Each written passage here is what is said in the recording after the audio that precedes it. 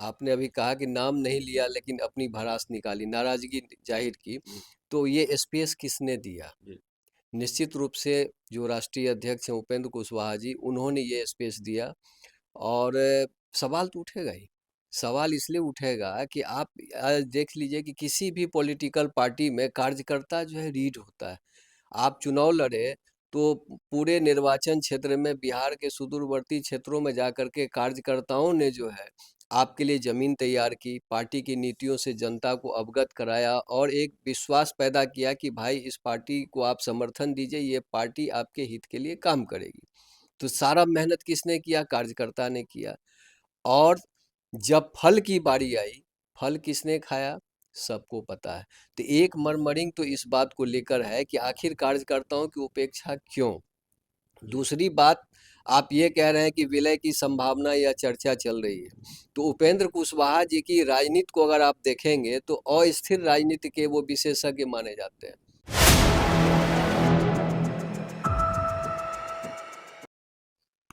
नमस्कार, आप देख रहे हैं 4 PM और मैं हूं अभिषेक मिश्रा। देखिए, उपेंद्र कुशवाहा की बात करेंगे और लगातार उपेंद्र कुशवाहा की ही बात इसलिए कर रहे हैं क्योंकि मामला छोटा नहीं है। मामला बड़ा इसलिए है क्योंकि नेताओं ने पार्टी छोड़ी और उसके बाद विधायक ने मोर्चा खोल दिया है। पार्टी के विधायक ने आईना दिखाया है। बाजपट्टी से आरएलएम के विधायक रामेश्वर महतो, जिनकी चर्चा हम अक्सर कर रहे हैं, और ये बात तब सामने आई, समय भी उस वो चुना रामेश्वर महतो ने, जब ये चर्चा बिहार के राजनीतिक गलियारों में बहुत तेज हो कि उपेंद्र कुशवाहा अपनी पार्टी का जेडीयू में विलय कर सकते हैं। और एक जानकारी जो हमारे पास है कि उपेंद्र कुशवाहा ने जब आरएलएसपी का विलय जेडीयू में किया था तो जेडीयू ने उन्हें संसदीय बोर्ड का अध्यक्ष बनाया था। उप नीतीश कुमार ने उन्हें संसदीय बोर्ड के अध्यक्ष पद की जिम्मेवारी सौंपी थी।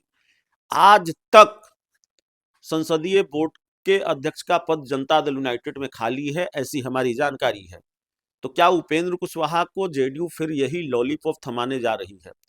और उससे ज्यादा मुफीद सवाल ये है कि चूंकि रामेश्वर महतो जनता दल यूनाइटेड के बैकग्राउंड से आते हैं, जेडीयू के एमएलसी रहे हैं, तो क्या रामेश्वर महतो के कंधे पर बंदूक रखकर जेडीयू चला रही है ताकि उपेंद्र कुशवाहा फिर से अपनी पार्टी के विलय को मजबूर हो जाएं जनता दल यूनाइटेड में? हमारे साथ बिहार के वरिष्ठ पत्रकार जयकृष्ण सर हैं।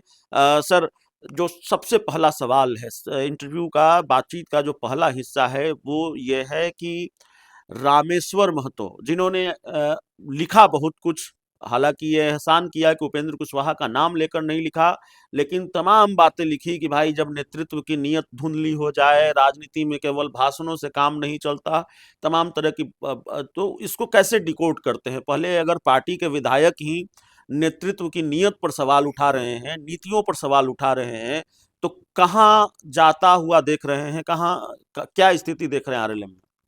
देखिए, सबसे पहली बात यह है कि जो आपने अभी कहा कि नाम नहीं लिया लेकिन अपनी भड़ास निकाली, नाराज़गी जाहिर की, जी। तो ये स्पेस किसने दिया? जी।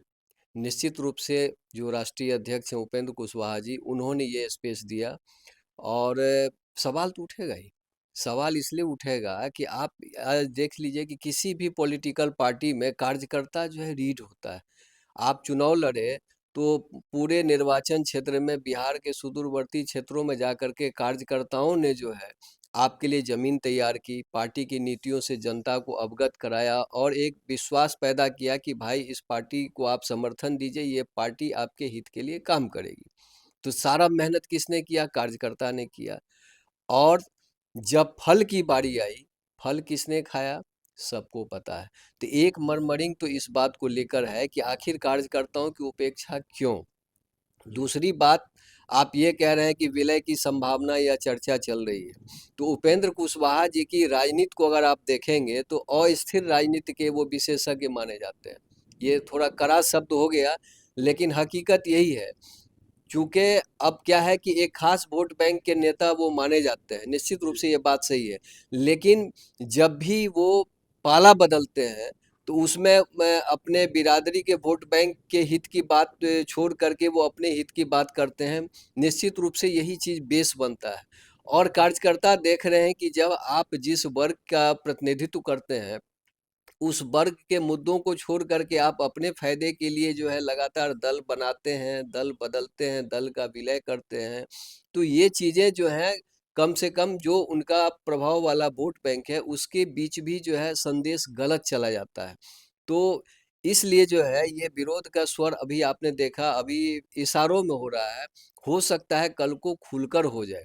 जिस तरीके से आपने चुनाव में टिकट दिया, उस पर भी सवाल उठे कि कई ऐसे लोगों को दिया जो ज़मीन पर कहीं नहीं ड्राइंग रूम पॉलिटिक्स करते रहे हैं। तो ये सब चीज़ अब कार्यकर्ताओं को चुभती है, चूँकि पहले के कार्यकर्ता इसको झेलते रहे कि चलिए शीर्ष नेतृत्व का निर्णय है तो हम इसको देख लेते हैं। लेकिन जब ये स्थापित परंपरा बन गई कि नहीं मेहनत करे कार्यकर्ता और फल खाए नेता, तो अब जो है इसके खिलाफ विरोध की आवाज़ शुरू हो गई है।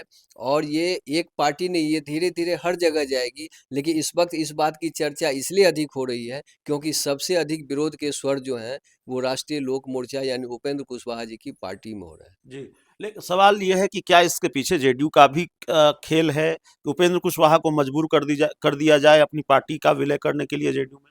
निश्चित रूप से आप इसे इनकार नहीं कर सकते, इसलिए कि सभी स्तरों पर यह चर्चा रही है कि जदयू जो है कोई भी पॉलिटिकल पार्टी अपना विस्तार करती है, अपनी राजनीतिक शक्ति को बढ़ाती है, विधायक दल की संख्या को बढ़ाती है और इसके लिए सबका प्रयास होता है।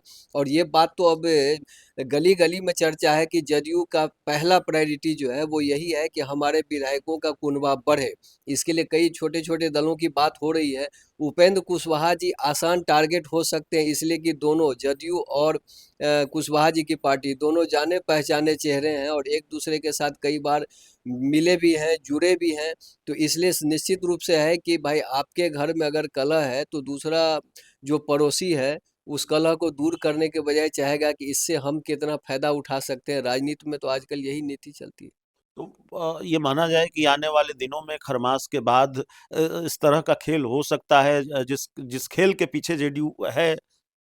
देखिए, आपने सही कहा कि खरमास के बाद चूँकि आम तौर पर होता क्या है कि आम लोगों की बात आप छोड़ दीजिए, राजनीतिक क्षेत्रों में भी इसका बहुत पालन किया जाता है कि खरमास में कोई शुभ काम या कोई बड़ा काम नहीं करना चाहिए, नया काम नहीं करना चाहिए। तो दही-चूड़ा का इंतज़ार हो रहा है, लेकिन ज़मीन अभी से तैयार की जा रही है और दही-चूड़ा खाने के बाद जो अंदर जो गर्मी पैदा होती है, वो गर्मी जो है राजनीतिक सरगर्मी के रूप में आपको देखने को मिल सकता है। चलिए, तो हमारे साथ जयकृष्ण सर थे। इस पूरी रिपोर्ट में इतना ही। बहुत-बहुत धन्यवाद।